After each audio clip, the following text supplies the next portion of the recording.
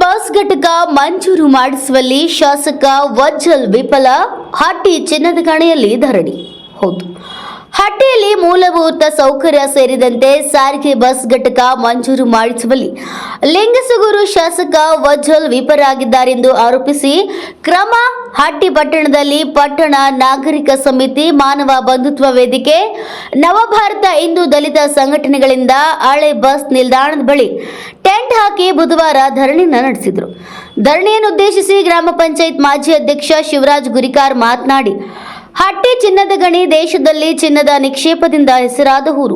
ಚಿನ್ನದಂತಿರಬೇಕಾದ ಹಟ್ಟಿ ಗ್ರಾಮ ಅಗತ್ಯ ಮೂಲ ಸೌಕರ್ಯಗಳಾದ ಕುಡಿಯುವ ನೀರು, ರಸ್ತೆ, ಚರಂಡಿ, ಮಕ್ಕಳ ಶಿಕ್ಷಣಕ್ಕಾಗಿ ಉತ್ತಮ ಸಾರಿಗೆ ಇಲ್ಲದೆ ಒದ್ದಾಡಿದೆ. ಶಾಸಕ ವಜ್ಜಲರ ಜಾಣಕುರುಡು ನೀತಿಯಿಂದ ಏನಿದು ದುರಸ್ತೆ ಎಂದು ಕೈ ಇಸುಕೊಳ್ಳಂತಾಗಿದೆ ಅಂತ ದೂರಿದ್ರು. ನಮ್ಮ ಗ್ರಾಮಕ್ಕೆ ಅವರ ಕೊಡುಗೆ ಶೂನ್ಯ ಎಂದೇಳಿ ಜನತೆಯ ಭರವಸೆಗಳನ್ನ ಭ್ರಮನಿರಸಗೊಳಿಸಿದ್ದಾರೆ.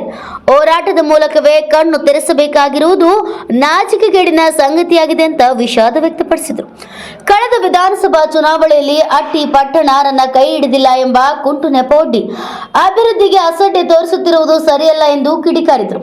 ಇದೇ ರೀತಿ ಉದಾಸೀನತೆ ಮುಂದುವರೆಸಿದ್ದೇ ಆದಲ್ಲಿ ಮುಂದಿನ ದಿನಗಳಲ್ಲಿ ತಕ್ಕ ಪಾಠ ಕಲಿಸುವುದಾಗಿ ಎಚ್ಚರಿಸಿದರು.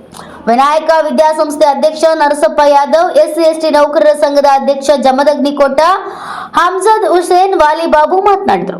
ಧರಣಿಯಲ್ಲಿ ಬಸವರಾಜ್ ಗೌಡ, ಪೊಲೀಸ್ ಪಾಟೀಲ್, ಹನುಮಂತ ರೆಡ್ಡಿ, ವೆಂಕಟೇಶ್ ಸೇರಿದಂತೆ ಅನೇಕರು ಉಪಸ್ಥಿತರಿದ್ದರು. Anand Turvihal, NKS TV4 bureau report, Raichur.